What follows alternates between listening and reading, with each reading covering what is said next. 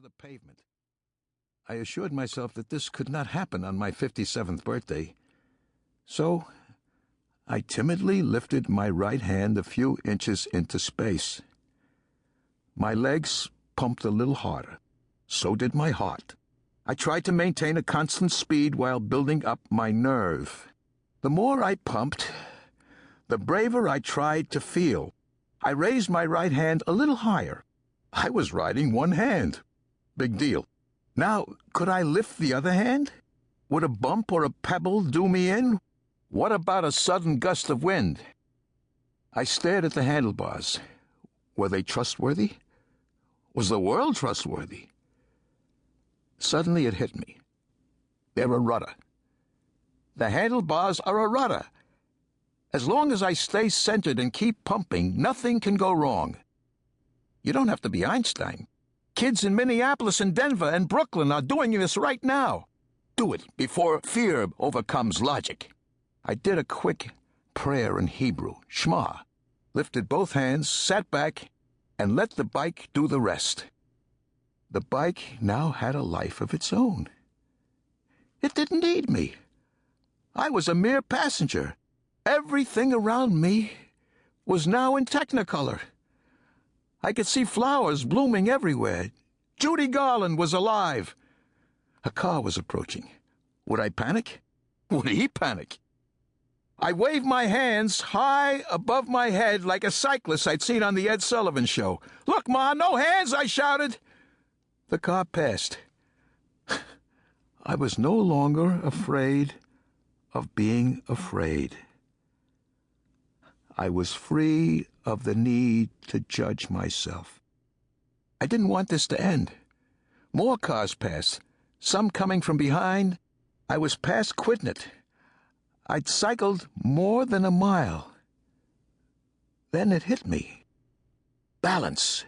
It was balance, not courage. What next? Could I do no hands with my eyes closed? As I breezed past the lighthouse, I looked at my watch. 8 minutes. No hands. I'd done it. Leo would have been proud of me.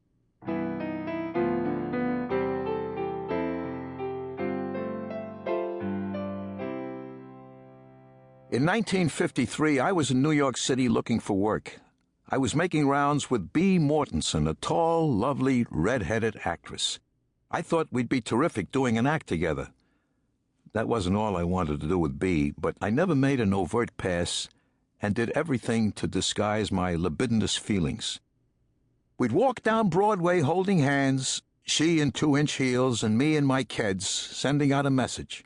"See, we're just two crazy show business people." Bea's making rounds with me must have hinged on some bizarre expectation of hers that we'd actually strike it rich someday. On this spring afternoon, we arrived at a casting call in an agent's office. As we waited our turn, Bea recognized a friend of hers, a tall girl, though not quite Bea's height, with auburn hair and an angelic face.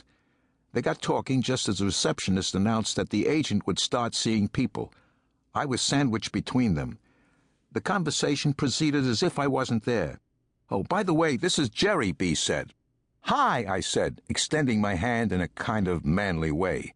The angel-faced girl shook it. She looked sort of puritanical and smelled nice. She was wearing Mary Chess perfume, I later learned. "Anne Meara," the secretary called. "That's me," the girl said. "I already know I'm too tall to play the ingenue and I'm too young to be a character woman." She's very self-demeaning, I thought. "Okay, wish me luck," she said, disappearing into the inner office.